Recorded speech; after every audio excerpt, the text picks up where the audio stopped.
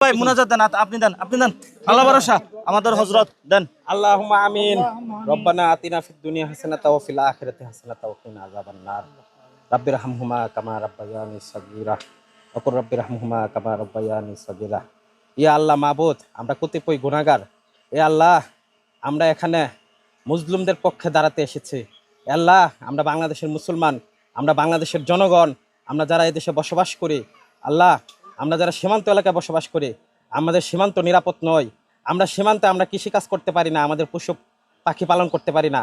এ আল্লাহ, আমাদেরকে উপর থেকে আগ্রাসন চালানো হয়। এ আল্লাহ, তুমি আমাদেরকে আগ্রাসন থেকে রক্ষা করো। আমিন। আল্লাহ, তুমি আমাদের বাংলাদেশকে নিরাপদ করো, আমিন। আমাদের সীমান্তকে নিরাপদ করো, আমিন। আমাদেরকে সার্বভৌমত্ব রক্ষা করো। আমিন। এ আল্লাহ, বর্তমানে এনসিপিতে যারা আছে, অনেক মেধাবী শিক্ষার্থী থেকে শুরু করে তরুণ প্রজন্মরা, তারা একটা নতুন বাংলাদেশ গড়তে চায়, তারা এই দেশটাকে পুনর্গঠন করতে চায়। আল্লাহ, আমরা তোমাদের সহযোগিতা চাই। আল্লাহ, আল্লাহ, আমরা যাতে ভবিষ্যৎ সন্তানদের নিরাপদে রাখতে পারি, আমাদের সন্তানরা যাতে এদেশে নিরাপদে শিক্ষা পায়, চিকিৎসা পায়, নিরাপদে যাতে বসবাস করতে পারে, এজন্য আল্লাহ আমরা তোমার সাহায্য চাই। আমরা যারা আছি, আল্লাহ তুমি আমাদেরকে কবুল করে নাও। আল্লাহ, যিনি এখানে মারা গিয়েছেন, তাকে গুলি করে হত্যা করা হয়েছে।